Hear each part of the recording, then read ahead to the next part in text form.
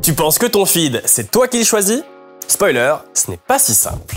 Chaque like, chaque recherche, chaque clic, c'est une info pour les algorithmes. Et plus ils te connaissent, plus ils te montrent ce qu'ils pensent que tu veux voir. Mais est-ce vraiment ce que toi tu veux? Aujourd'hui, on va voir deux pièges qui influencent ton univers numérique. La pub ciblée et la bulle de filtre. Et surtout, comment les hacker pour reprendre le contrôle. Les pubs ciblées, c'est simple. En fait, tout ce que tu fais en ligne, ça laisse des traces. Ces traces, ce sont les fameux cookies.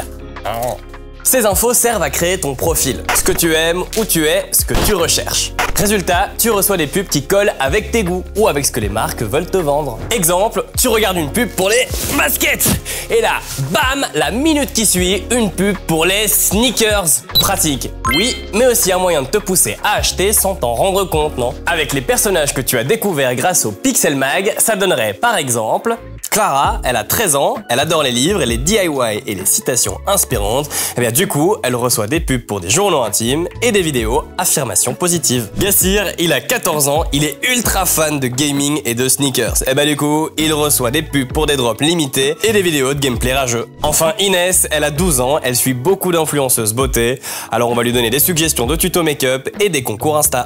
Deuxième piège, la bulle de filtre.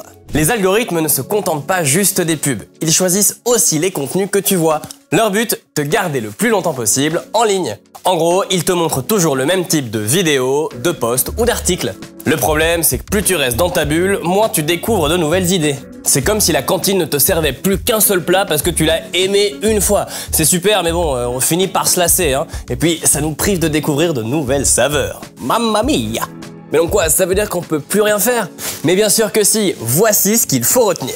D'abord, prendre du recul. Rester critique par rapport à l'information qu'on reçoit. En fait, les informations sont souvent personnalisées, que ça soit pour de la publicité ou de la propagande, par rapport aux données personnelles que tu as laissées en ligne. Tu peux aussi modifier les paramètres de tes abonnements. En fait, ce sont tes données personnelles qui alimentent ton fil. Et moins tu donnes d'infos, plus tu gardes le contrôle. Il faut aussi que tu sortes de ta zone de confort. Ça veut dire élargir son horizon. Tu n'es pas obligé de rester enfermé dans ce que tu connais déjà.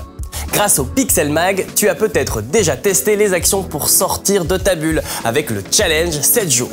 Garde ces habitudes, varie, explore et surtout choisis vraiment ce que tu regardes. Tu ne choisis peut-être pas ce que tu vois, mais tu peux choisir de voir autre chose. Et si tu reçois des newsletters, il existe un bouton magique.